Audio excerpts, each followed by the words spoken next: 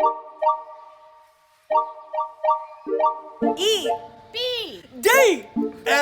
Live!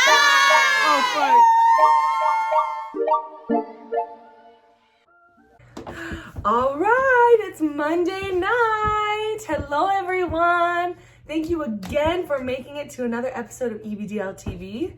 This is my cousin Stevie. She's hooking me up with some cool hair. So as I go through this episode with you, you'll be watching her work some magic on this hair of mine. It's been really nice to see some family this weekend. I hope y'all had a great weekend. If you have not already subscribed to EBDL TV, please do. Go ahead and push the subscribe button. There's also a little bell you can click to get any notifications for our new upcoming shows. You'll be notified. Also, please introduce yourself in the comments. There's a live chat happening right now. If you were watching this at 7 p.m. on the Pacific Standard Time, if not, it'll be 10 p.m. on the East Coast. But either way, this show is all about getting this community together, discussing real issues that we're struggling, that we're facing, and offering you personal experience, personal advice. We're not doctors. We are not psychiatrists, and if you do seek additional mental health services, you can contact us directly so we can help you find what you may need. If not, please go talk to your doctor, go talk to your regular physician, because you deserve all the attention, all the care, and all the resources that you may need. All right, so let's get started.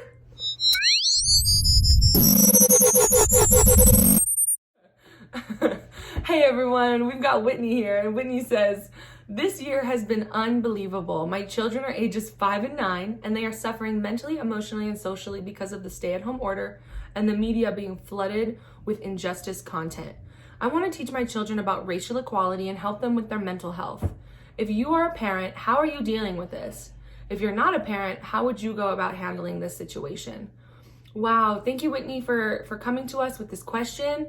It sounds like you're really asking this on behalf of your kids. You want to know more, you want to get some insight, and I think you're an amazing mom for reaching out and asking for support and ideas and different perspectives to hear from. It's really mature, really noble of you, and I really hope these panelists have some really good advice for you. Hi, Whitney.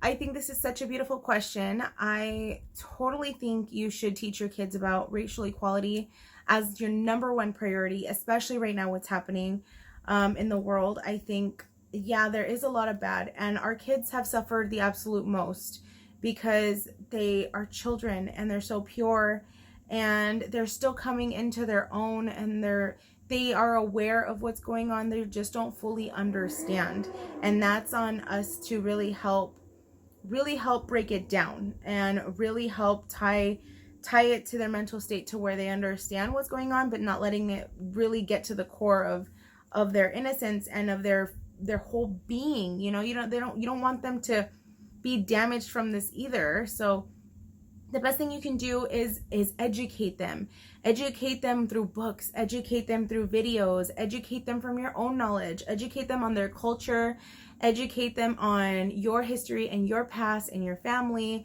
Try to expose them to as many things as you can, and really help identify really key big public figures in our history that have changed society today, and show them some of the good things that have come from bad events, from past history moments. You know, I think that doing that is really going to help understand in where we are today in society, and help them tie the two and show how far we've come and how we're changing now, and really try to make it what it is now. I know a lot of my friends have kids and they're coming into their own feelings. One of my friend's sons is he's 7. So he's asking a lot of questions. They're very curious, especially your 9-year-old. I can assume how many questions you're getting, and it's really hard to answer. So I advise you to do the best research that you can do to educate yourself and learn how you can articulate it to your children in a way that they'll understand. But you also don't want to emotionally damage them anymore or scare them either. You just want to be able to have them have that knowledge. And what is best, I think, is talking to them about it and getting into their feelings and their head, and really asking them, what do you think about this? And this is what's going on. How does that make you feel? Or tell me what you know about it. And really trying to, sorry, I like lost my remote here. Really trying to identify their feelings is going to help you in knowing how to take that conversation. Your mom, nobody knows your children better than you, mom. So that's my best advice to you, Whitney. I'm not a parent, but that's what I would do for my kids. That's what my best friends and a lot of my friends have done with their kids. They've let them own their feelings. I know I have someone who's very close to me who said his daughter came home and said that she was really angry with cops, and she was really angry at the police, and she doesn't think that it was right. And you know what? He let her own her feelings, and he asked her, instead of telling them like, no, that's not okay, or no, you shouldn't feel that way, because you never want to, you also don't want to diminish their feelings. You want them to be able to own what is theirs. But he asked enough open-ended questions to get her to explain herself as to how she came to that conclusion or why she feels that way. And in talking about it, he let her say, okay, that is how you feel. I respect that. And this is what dad thinks about it. And they went from there. My best friend's son said, Mom, like, can we protest? And he's 7. And she said, you know what, maybe when you're older we can protest, but let's talk about it. Let's talk about what's going on. And in talking about it, she was able to really relate to how he was feeling. So do that with your kids, especially at 5 and 9. You're going to be able to have some really interesting conversations, I guarantee it. And you'll be able to know what direction to guide it in. But to help you, look on YouTube, because there are some videos. I found some for my niece that was really good because she had some questions too. She's 4. And I was able to watch these videos and really help myself explain it to her at her level. I found it to be super, super helpful. So that's what I would do. Also, don't be so consumed on media and TV. Try to get away from it. Limit yourself. And if you're going to watch it for a little bit, and then, change the channel, watch something funny, get out of the world's problems for a little bit. And they're kids, they need energy, they need to burn the energy, they need to get out, they need sunshine, they need air, they need life. So you need to try to find some activities that you can do that's fun with them. I get being home in the stay home order is not the best. So make the best of it and try to come up with different creative ideas on maybe even having a karaoke night or painting at home or getting out and going for a walk, go for a bike ride. Things are opening up now. So maybe I get that if you're not 100% willing to take your kids out while COVID is still a really big issue, take your masks and maybe go on a hike, maybe go on a local trail, maybe finding a park, maybe just taking a drive down the coast or wherever it is that you live, take a nice scenic route, just try something different. Try something you guys don't normally do. Maybe doing a puzzle all together. Things like that. I totally think that will help. Be creative. This is the time to do that because you want to make sure that you're still keeping their mental health at the top of your mind and at the highest peak that you can, and that's priority, not everything else that's going on. Their well-being is what's number one. So I hope that something that I've said stuck, and I hope that helps. Again, I'm not a parent, but that's what I would do for my kids. It's partly what I've done for my niece, and she's a really happy kid. She hasn't asked as many questions and stuff like that, so I feel like, we've done our part, and my family has really come together in helping it seem not so abnormal to them or to her. So hopefully to your kids, you can do the same, Whitney. But thank you for sending in this question. I hope other parents out there that are experiencing the same struggle as Whitney can take something away from this too. If not, I know Beth has some amazing advice as well. So hopefully this all helped. Please stay in touch with us. If there's anything you need, please reach out because we'd love to help in any way that we can. But you guys stay home, stay safe. And thank you again for sending this question, Whitney. I appreciate it. Hi Whitney, I'm Beth, and I understand that you have a 5 and a 9-year-old at home with you, and that these stay-at-home orders have really affected them mentally, emotionally, and socially. I think that probably a lot of us are like that, and that the media is, the injustices that they're seeing in that content constantly is not helping, and then also that you're interested in teaching them about racial equality and helping to boost their mental health. So I actually am a parent. I have an almost 13-year-old, and the way that we have been handling it around here is that we have mostly been keeping the media off. Naturally, he is 13 and has access to media himself, so he is seeing things through the channels that he looks at. But what's happened is that he'll come to me and he'll say, why did this happen?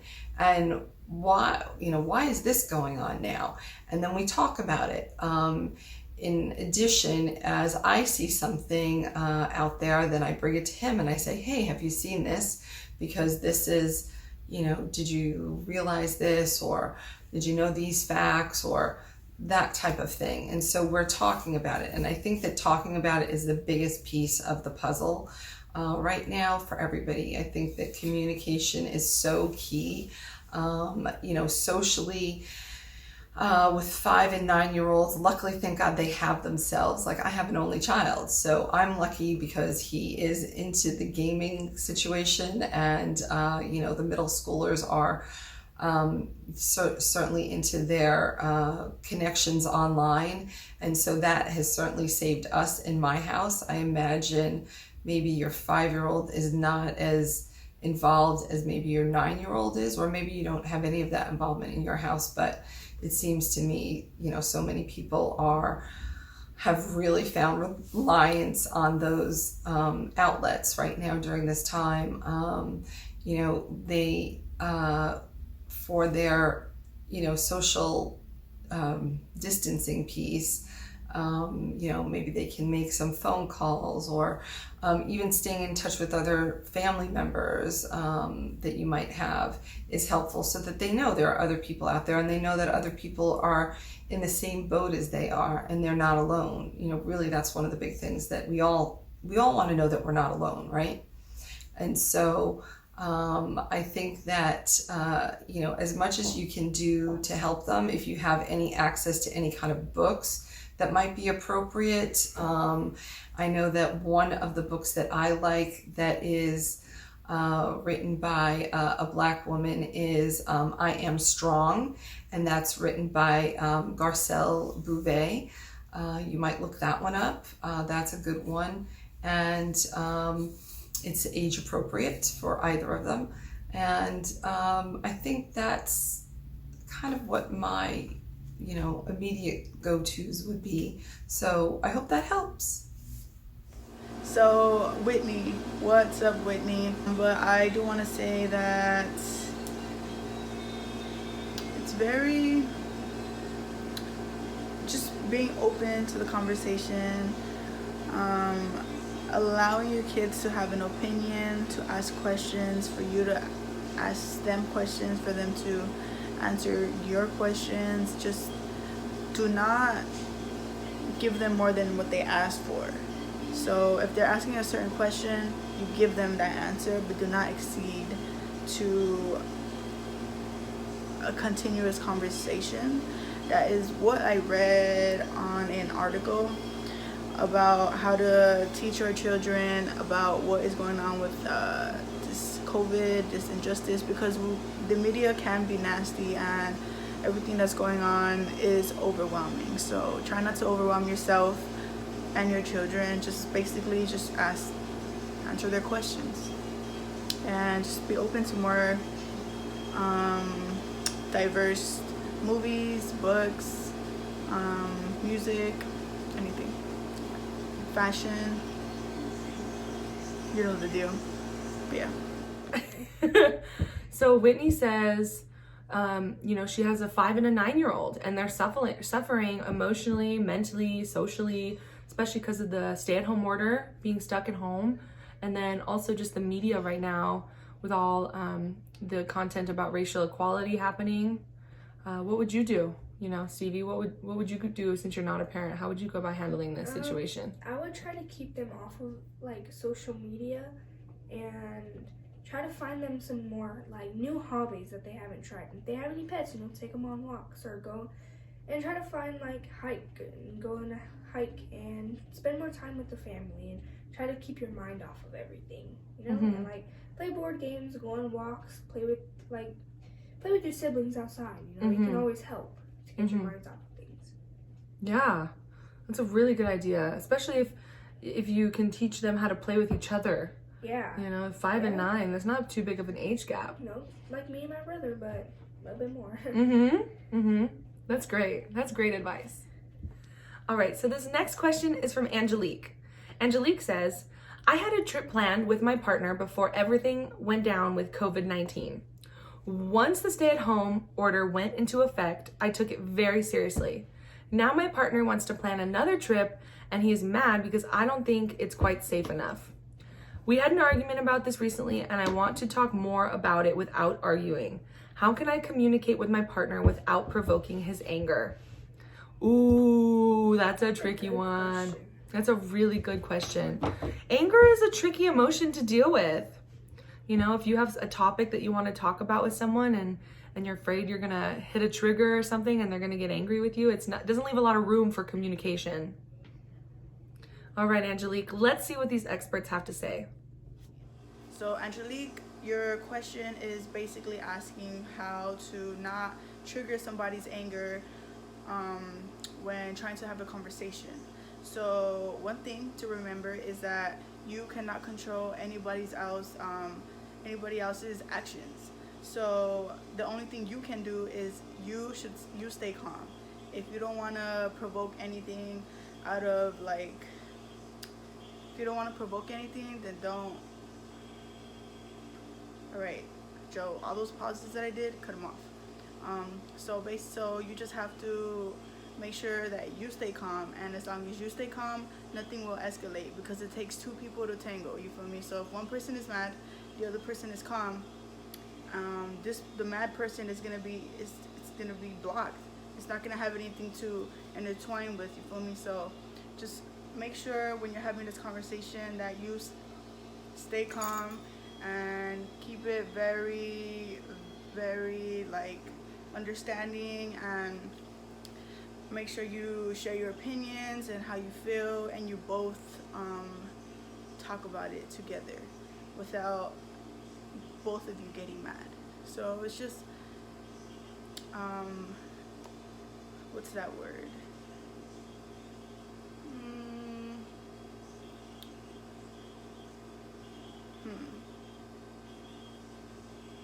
Can't remember that word.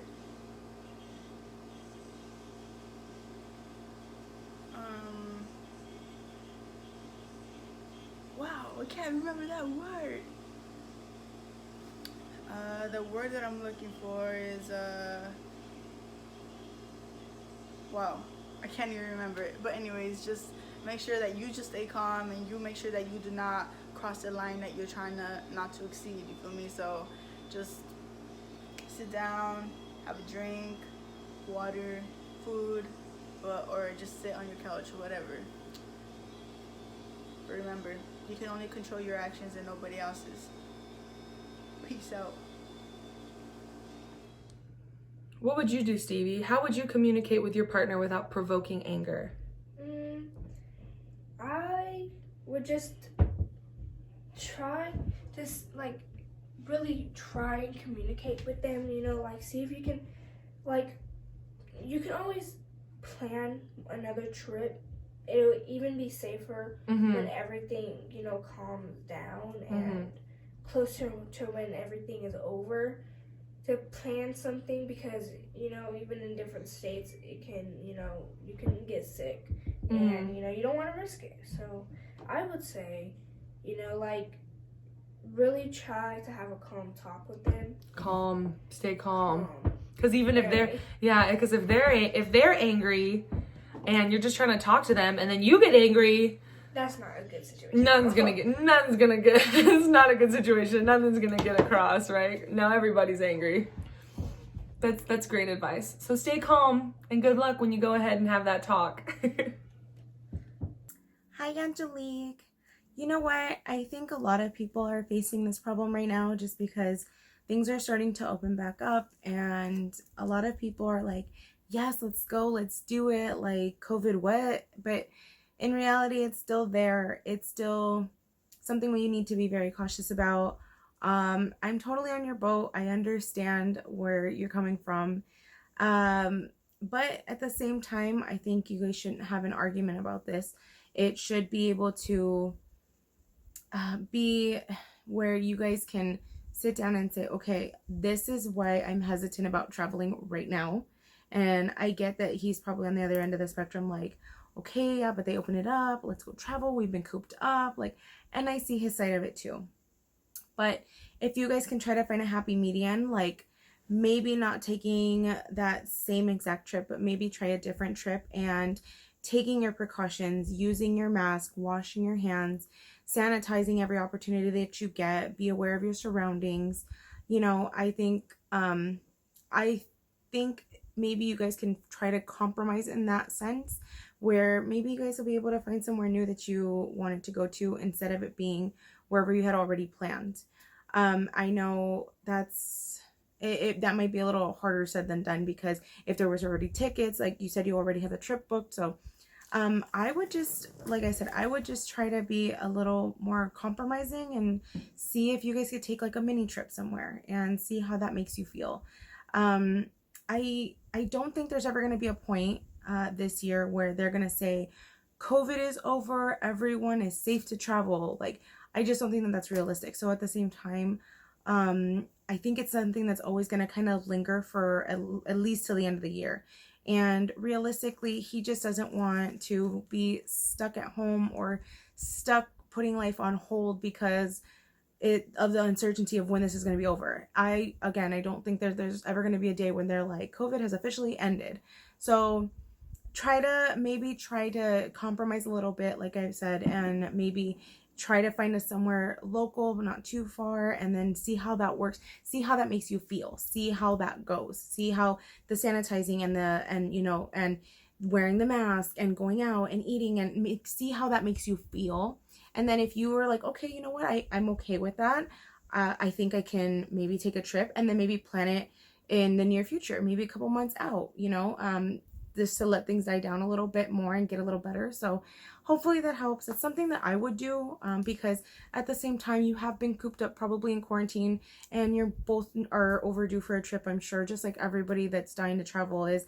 I personally don't have a travel bug, so I am completely content with staying home. But I know that the people who are dying to see the world and are dying to get out there are really like, let me out. So if you can compromise, try to compromise. Try to just do the best that you can. You can't control everything in the world, but as long as you're taking your own precautions and being safe, washing your hands and wearing your mask and staying sanitary, I think you will find that you may not be as paranoid as you think you might be traveling. So try it. You never know, but try somewhere local. Try something small. Get out of the house with him for a little bit. It's really nice that he just wants to be, out on a vacation with you. So don't take that for granted either. Just try to compromise and find something that maybe both of you can come to an agreement on, and saying, this is what I'm willing to do. And hopefully he can meet you halfway. And I hope that won't lead to an argument for you guys, but keep us posted. Let us know. Hi, Angelique. I'm Beth. So I understand that you had a trip planned with your partner before COVID, and that you took the stay-at-home measures quite seriously. And now that things are lifting a bit, he'd like to plan another trip, and you're feeling a little unsure that it's time yet. And he got a little bit mad at that thought. And so you'd like to talk it out with him, but you're not sure how to approach him without making him mad. So the first thing I'd like to say is that right now, at this time in the world, everybody has all kinds of triggers, and you never know if you're going to make someone mad or not. Naturally, it's them getting upset all on their own, so I don't know if you're really making him mad, but certainly triggering him is possible. I think that in this situation, what the most helpful thing to do is just to really share your feelings with him. One of the things that it really interests me is the relationship between the divine masculine and the divine feminine. And in that, it talks about how it's really important for men to hear how women feel, and they really get an appreciation for when women share their feelings, and because that lets them go into their protector mode or their leader mode. And so perhaps if you just come clean and say, listen, I really don't feel like I am going to feel safe if we, undertake this trip right now. Can we put it off a little? Even, for a while, to be able to just see how do things shake out right now. So that would be my suggestion. You just have to approach him gently and ask him to please, listen to how you're feeling and consider that at the moment, but that you make sure that you let him know that you really do want to take the trip with him, and you'll look forward to planning it in the future. So that would be my suggestion. Good luck with that, Angelique. If anyone here is shopping on Amazon, make sure you choose Every Body Deserves Love on Amazon Smile. Amazon Smile is Amazon's way of protecting and saving and supporting nonprofits like us. So when you're shopping on Amazon, make sure you go to smile.amazon.com and you choose Every Body Deserves Love Inc. as your nonprofit of choice. The next question is from Max. Max says, I have rented my home for years, and this is the first time I've decided to rent to my own family. I am starting to feel like this was a bad idea. My thoughts are filling up with worry because my nephew moved in with his family and is late on paying the rent. He texts me like it's no big deal and then gets mad when I put pressure on him to get paid. What would you do in this situation? Ooh, this is a tough one. Money is the root of all evil.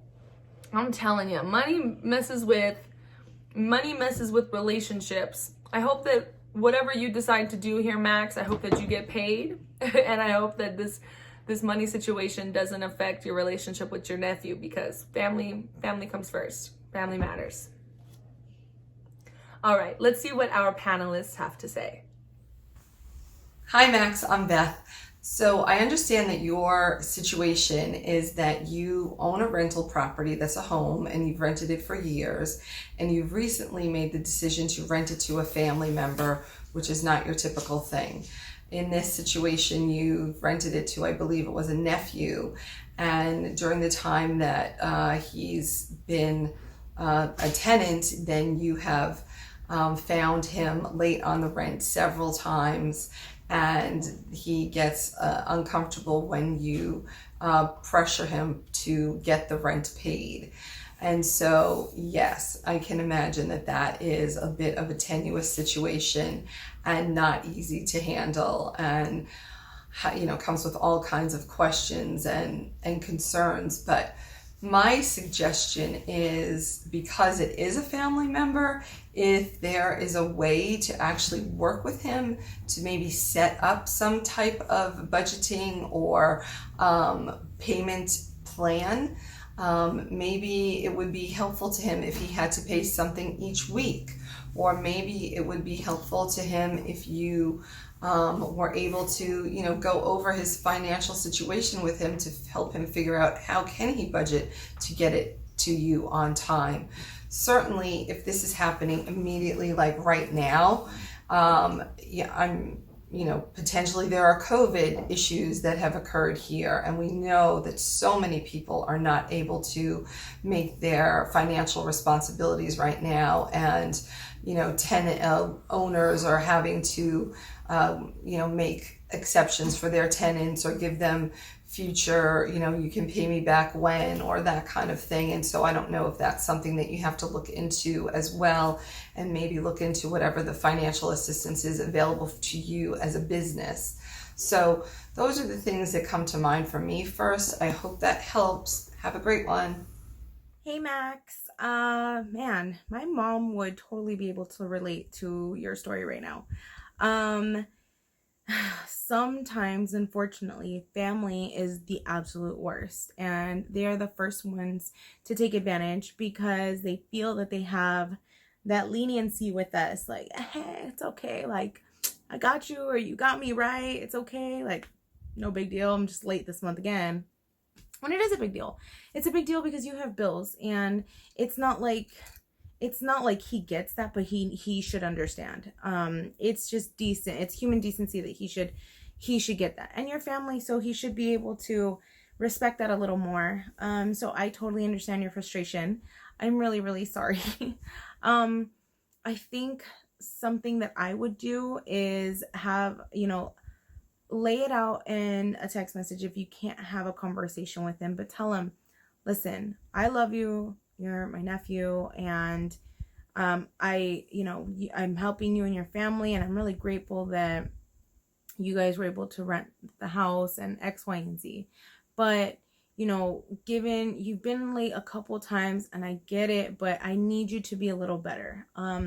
Because every time you're late, it makes me late, and I'm the one that has to suffer these consequences in the end, and you're my family, and I love you, and this has nothing to do with it, but this needs to be business. Like, we just can't keep having late payments like it's no big deal. So try to go about it that way. Maybe, that's how I would approach it. That's how, if it was my nephew or my niece, I would try to say, hey, like, it's almost like you're saying, get it together, and you're saying it in a nice way, because you could be a lot more rude about it. You have every right to be, but they're your family. So try going about it that way and see how that turns out. If he still wants to get defensive about it, just tell him, like, listen, I have every right to tell you this. Any landlord, anywhere you go, if you're late, they will charge you late fees. Anywhere you go, they're gonna be on top of you, like I am about it. Like, it's not just because, we're family that I'm ragging you about it. Anywhere you go, you can't live for free, and rent has to be due on the date that it's due. So, and if he's having some type of struggles and needs to renegotiate something, I don't know if you guys have a month-to-month or a year, or are you just going, I don't know what your guys' arrangement is, but at the end of the day, sit down and talk to him about it, and tell him, hey, let's have a conversation. And then maybe go to lunch, maybe go to dinner. I don't know, if you don't want to do it through, if you're more comfortable doing it by text message, you could do it that way. Whatever best fits your communication style is what I advise you to do. But don't just let it go that way, because the longer you let it slide, the more he's gonna pull. It's like that saying, you give him an inch and they take a mile. That's literally what happened. You gave him your house to rent, and now he's just like, he's just running with the idea like it's his, and it's not cool. So have that conversation, set it straight while you can. Tell him, listen, I love you, but we need to get more serious, and we need to get better on this. How can I help you meet this deadline? What can I do to support you to make sure moving forward you're not late every month? Can I send you a reminder? Is it better if I send you an invoice in the mail? How can I help you? And if he says, no, you can't help me, like, it's just me, I'll be better, then cool. You had the conversation. Maybe try to get something in writing, because again, although it's family and we love family to death, you just never know. Get everything in writing. And I just say that just so you can cover your own assets. Because at the end of the day, if this ends up continuing, it could potentially get worse, and you just don't want it to get ugly, and then it turns into like a he said ordeal, so hopefully it doesn't get that far, but try talking it out. That's what I would do. So hopefully that helps, Max. I'm sorry. All right, Max, so this is a tough situation, because we all know that family is family. You don't want to hurt anybody's feelings, and you let things slide because we're family. Well, remember this: if your nephew is willing to jeopardize the relationship that you and him have because he doesn't want to pay his rent in time, then you should not overthink the situation when it comes to, damn, I don't want to ruin our relationship if I decide to kick him out for not paying rent. I would basically just have a contract in order. I hope you did. Have him sign papers, because it is a tough situation when people are renting your house and aren't paying on time. So honestly, what I would do in this situation is basically, it's a tough cookie.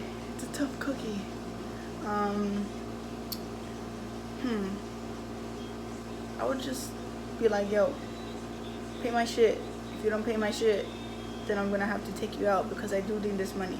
You feel me? So that's kind of what I have to say. I don't know, but Max, do whatever you feel is right, and do not let anybody step all up on you just because you're family. Take action. Do what you gotta do. Peace. Great advice, y'all. This next one is from Rosa. Rosa says, watching EBDL and seeing all the things that you are doing has got me motivated. Like when you did the blanket drive to give to the homeless, I want to do things like that.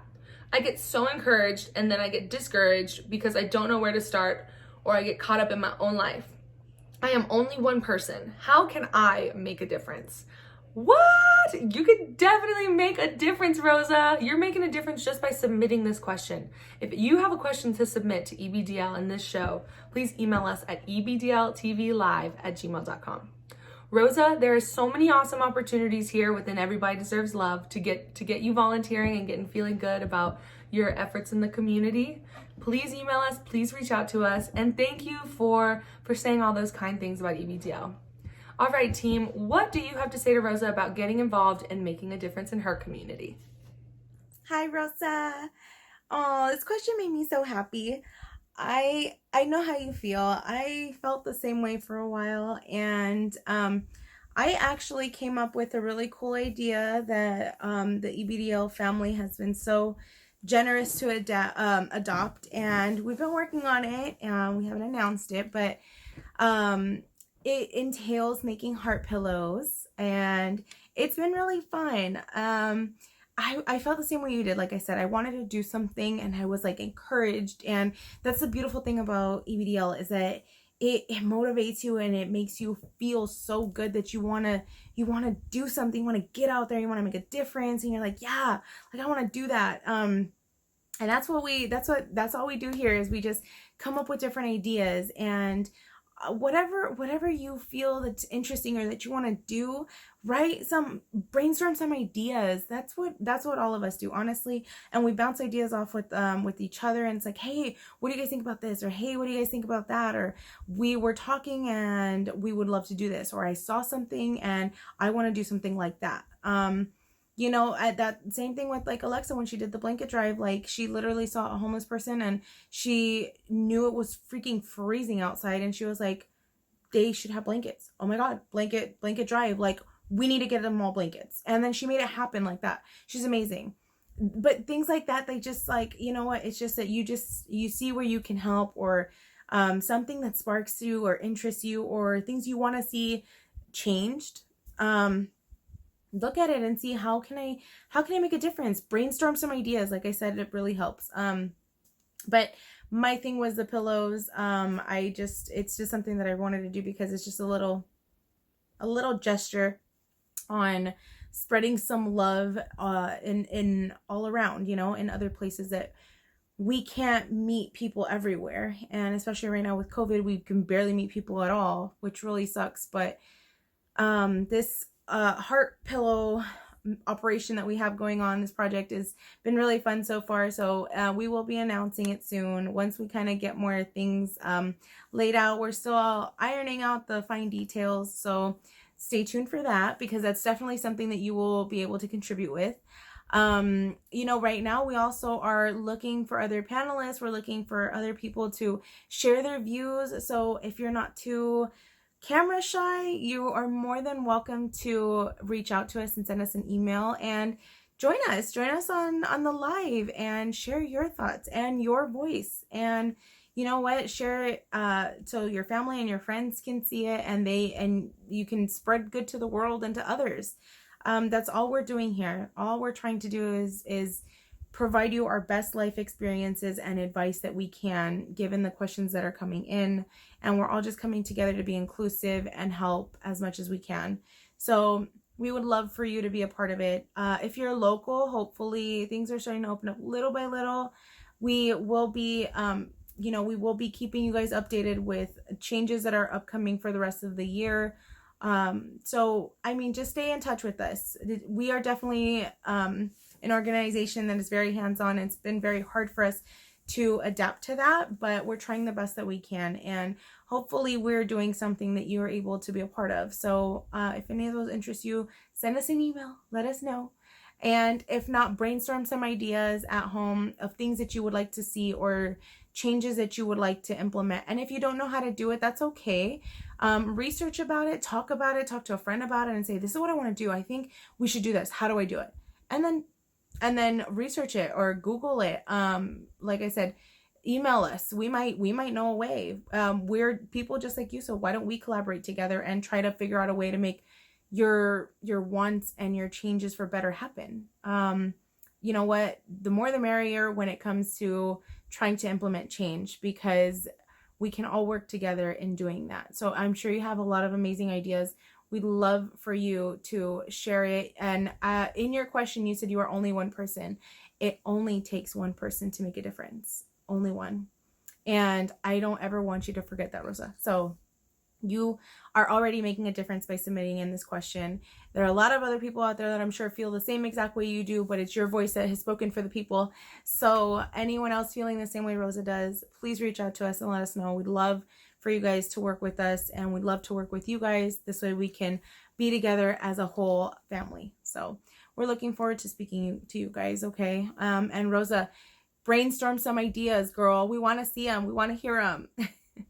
Hi, Rosa. So I'm Beth, and I understand that you have been following along with EBDL, and you've been inspired by all the great things that we do, like the blanket drive that we did. And I got to tell you, I was there, and it was so much fun to go and interact, and even to just happen to have to find the different places where the homeless were at, that we could actually make a difference in giving them to the people that day.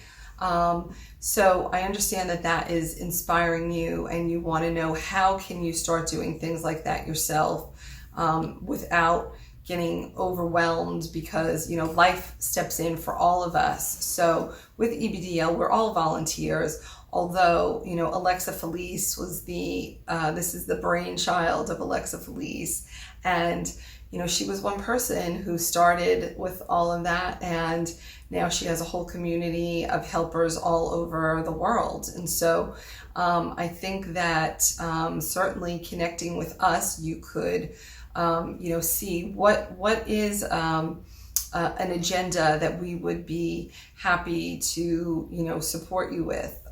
Maybe we know others that are in your area, and you could form a little gathering, a little EBDL meetup to, let's say, go give blankets in your area.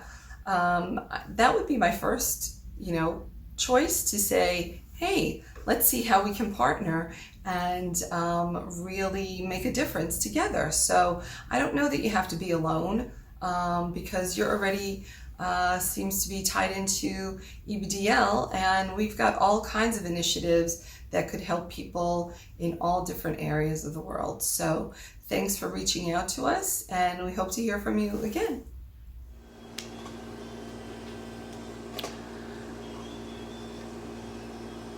Well, Rosa, thank you for seeing what EBDL and the team members do in order to give back to the community. I appreciate that, and us encouraging you is basically the encouragement you gain off of us is bringing back more inspiration and encouragement for us to keep going.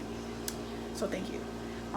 Anyways, so like you said, you're one person, but it only takes one person to lead a trail. So just do anything you decide. Like you said, you get caught up in your life, but when you make time for certain things, it becomes a part of your life. So it's just up to you to make that time, to take that extra step in your life that you get caught up in. So don't forget that you are in charge, and you are allowed, and you are able to make any decision or add on or take out anything that you want to bring into your life and do. So whenever you do decide that you are going to take that extra step, you can for sure hit us up, hit me up, hit EBDL up, hit anybody in EBDL up, and we will for sure invite you. And if you want to start your own your own little gather group to do a certain thing, you can for sure invite us and we'll collaborate and do something great together. But it's up to you, girl. Ain't nobody else. All right, everyone. Here's a question from Justine. Justine says, "Hey, EBDL TV. My name is Justine, and I've been working on personal development by practicing and learning mindfulness. I am new to the understanding of it, and I was wondering if you had any tips to guide me through this process." Ooh, that's great. Congratulations on your personal development. We all got to work on ourselves, right? Stevie, do you know what mindfulness is? No? I don't know. Like, I think I know, but I think that maybe if we looked it up, it could be helpful. I might know a little bit, but not tons. Yeah, same. Well, I pulled it up here on Google, and this is what mindfulness is. Mindfulness is the quality or state of being conscious or aware of something. It also says it's a mental state achieved by focusing one's awareness on the present moment while calmly acknowledging and accepting one's feelings, thoughts, and bodily sensations, and often used as a therapeutic technique. Okay, so this is great. So it sounds to me like this is a psychological process of bringing attention to your experiences. Like, what are you feeling? Are you mindful of what you're feeling, what you're thinking, how you're acting? I definitely think that by practicing mindfulness, your personal development or your personal growth journey is going to grow, because the more aware you are of yourself, the more you can be in control of those negative thoughts and those negative emotions and make choices that lead you to what you want instead of what you don't want, right? You're like, nope, that's not for me. I'm gonna go do this. Like, I'm aware of myself. This is not. Okay, that's great. That's awesome. So do you have any tips for Justine trying to be more mindful? I would say, like, maybe, like, I don't know, actually. Like, she seems good with it. Like, she's on the right track, because yeah, she's focusing on what's right, which is being more mindful. Do you think you could be more mindful? Yes. Yeah, me too. All right, everyone. All right, everyone. Let's see what the panelists have to say about mindfulness, and hopefully they have some tips for you in your personal development. Hi, Justine.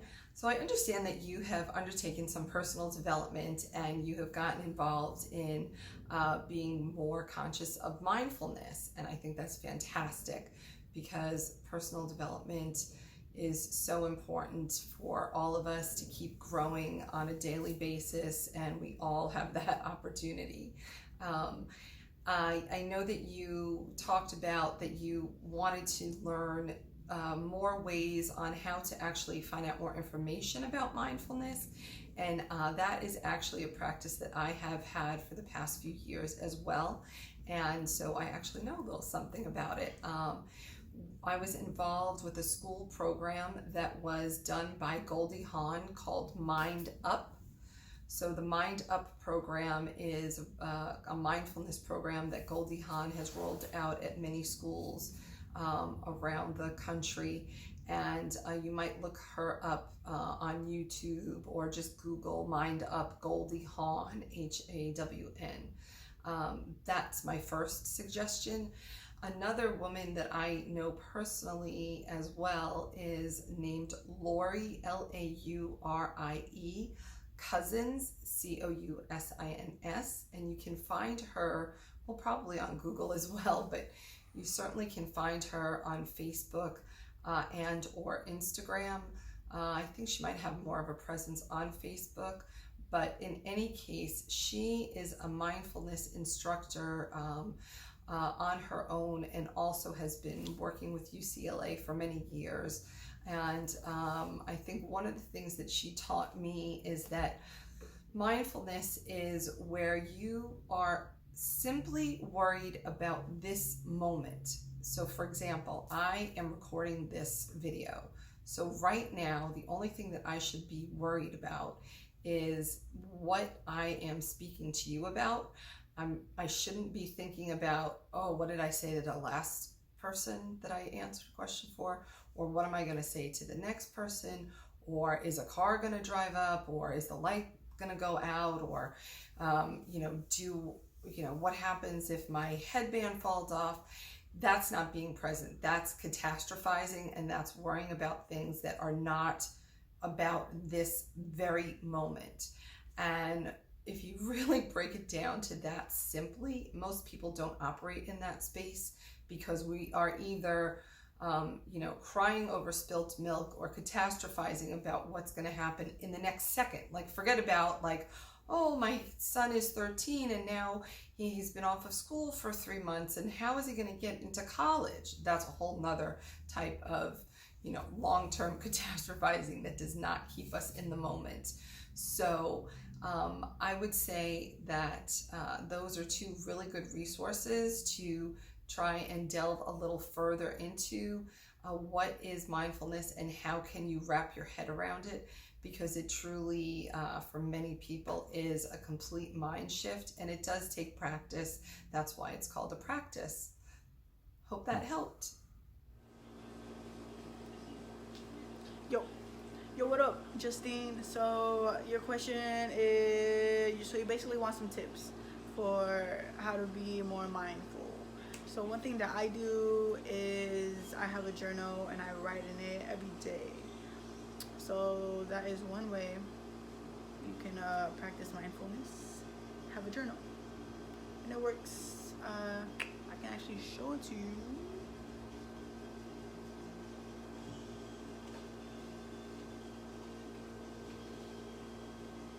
It's right here. My homeboy Joe hooked me up with this journal right here. See this? It's full of things that went on in my life the day of. Literally write anything.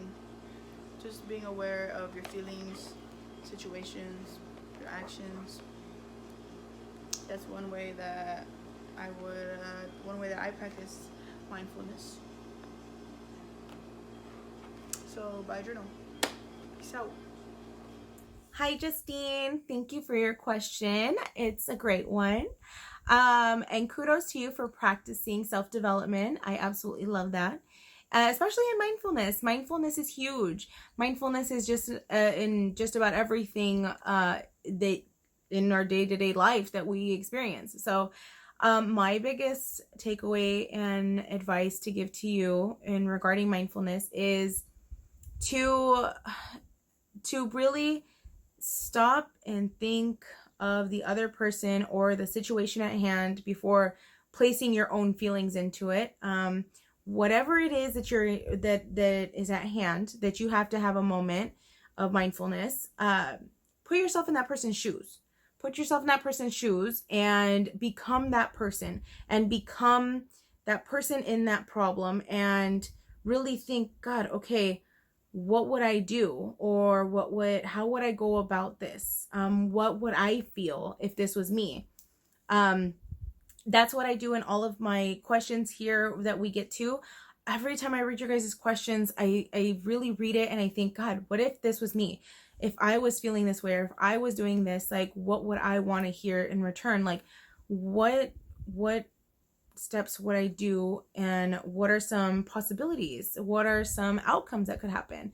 And I try to be mindful of the entire situation, and I also try to be mindful of the person that I'm communicating with this topic about.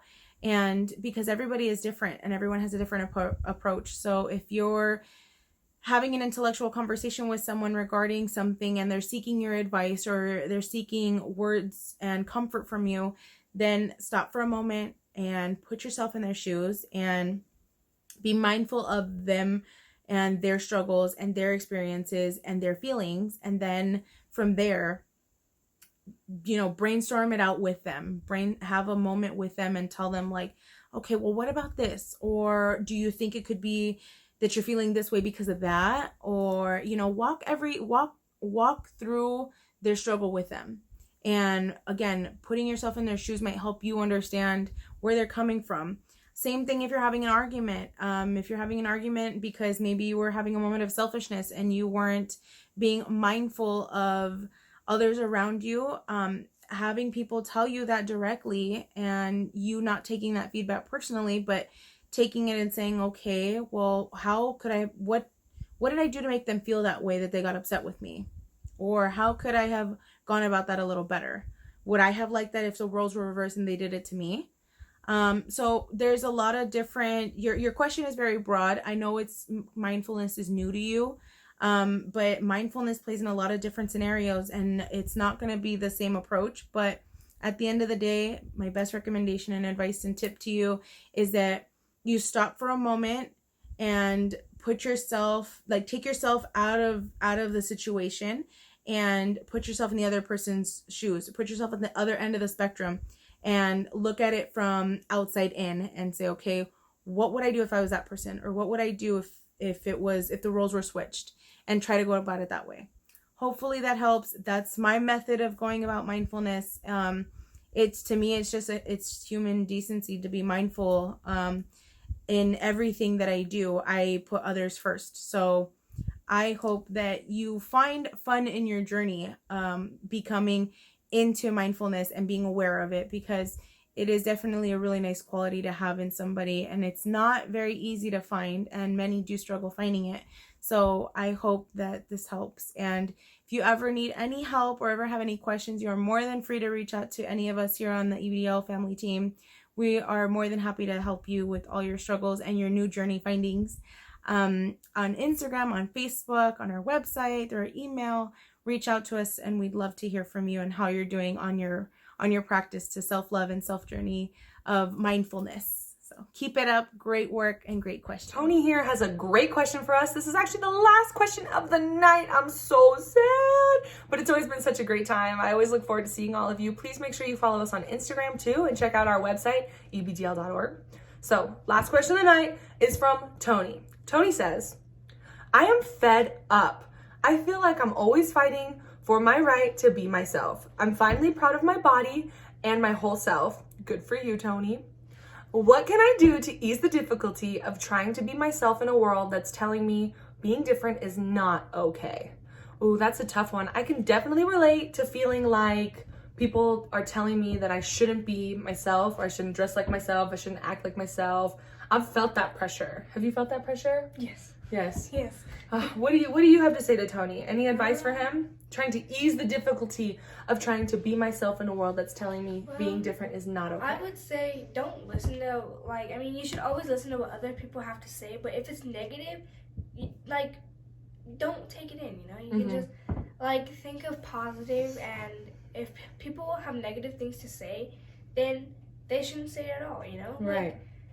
But you should always listen to positive things that people have to say. Yeah. But, always follow what you want to do. Has anyone said that being different, do you think being different is a bad thing? No, never.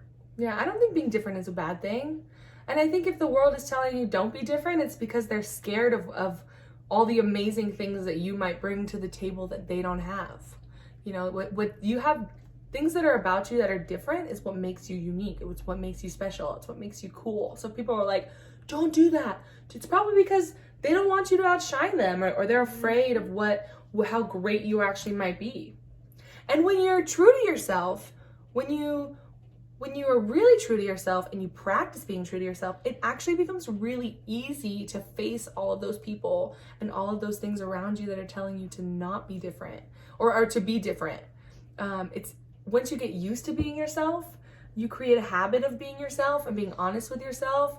I feel like it just becomes easier. Nobody will have to question who you are or what you're about. They'll just know. Mm-hmm. And if it's different, it's different.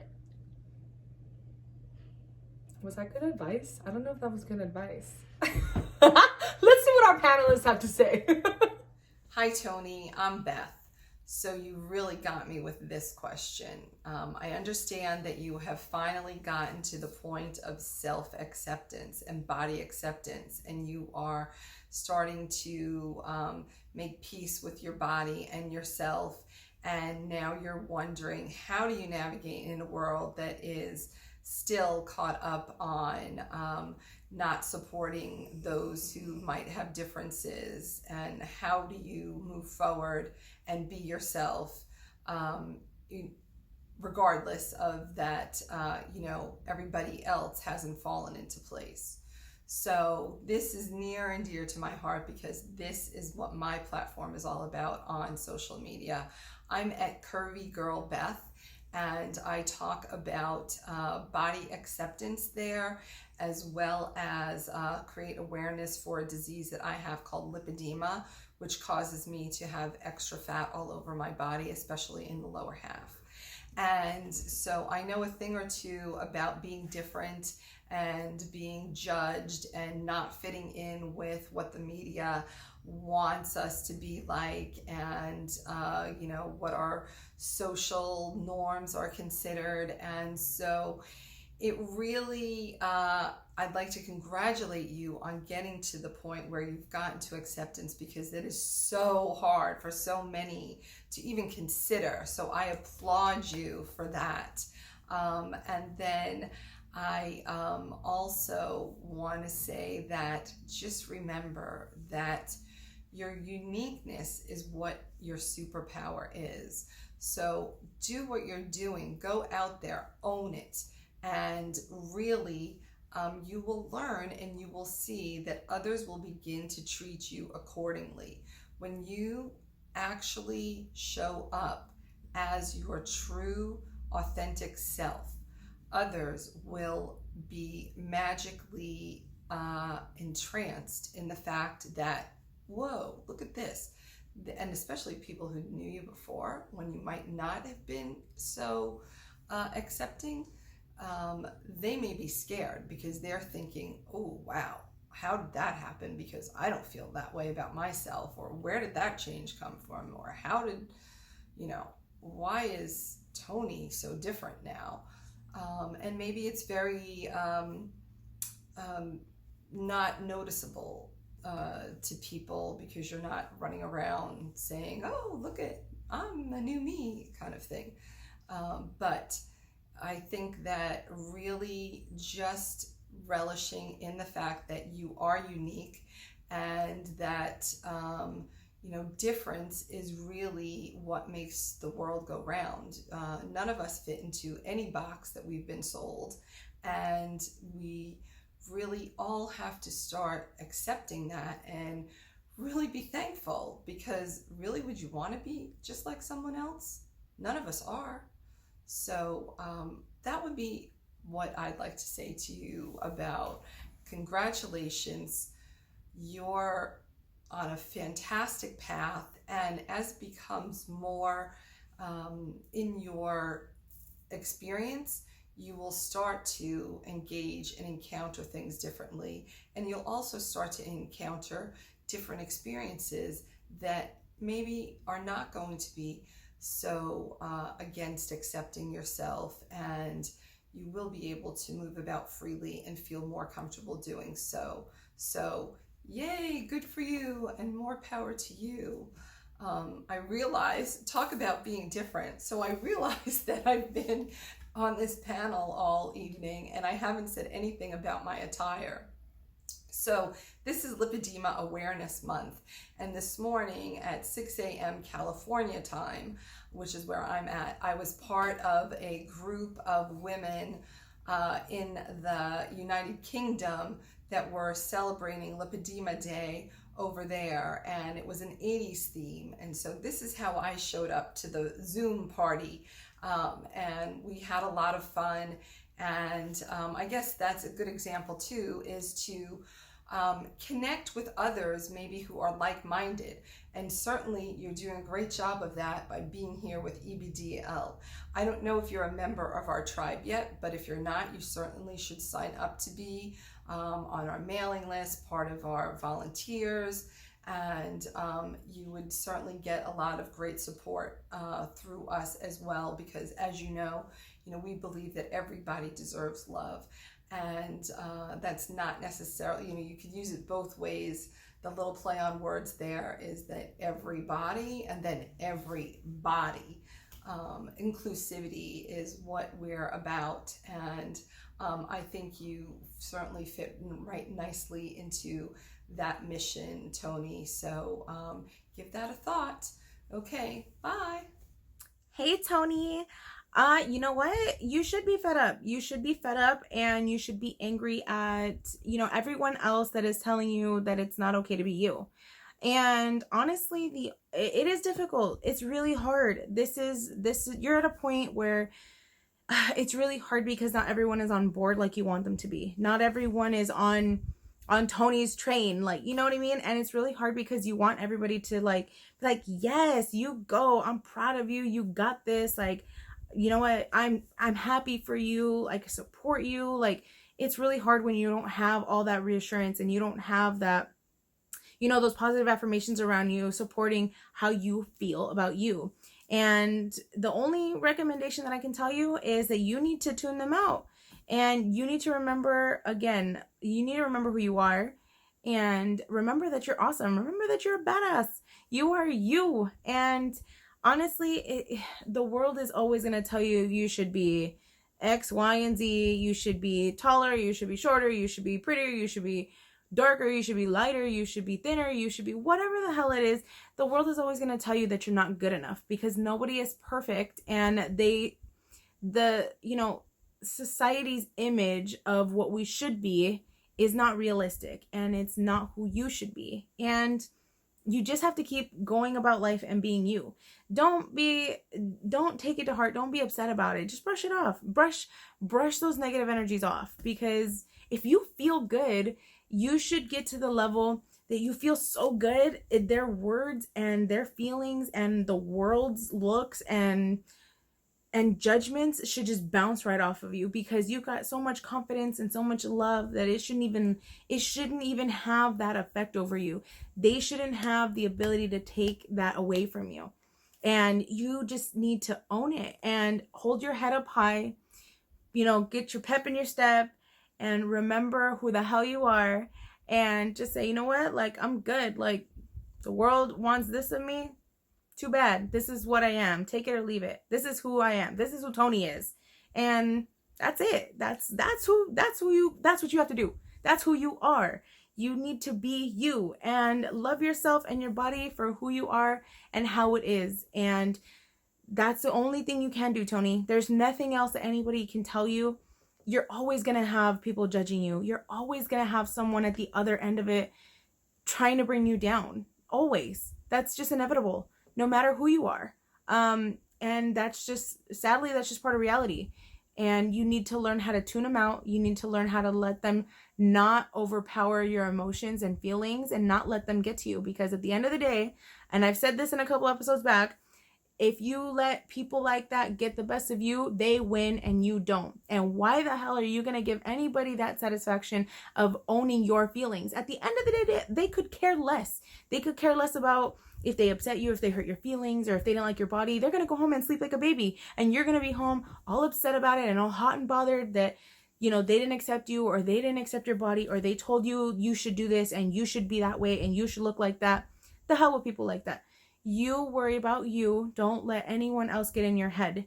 You got the confidence level enough. If you already have come this far, you have it. You got it. Just don't let people steal it from you. So continue about your self-love journey. Continue with your confidence and owning that body, because you are the only one with it, and it is your body, Tony. No one else's. No one else needs to worry about you.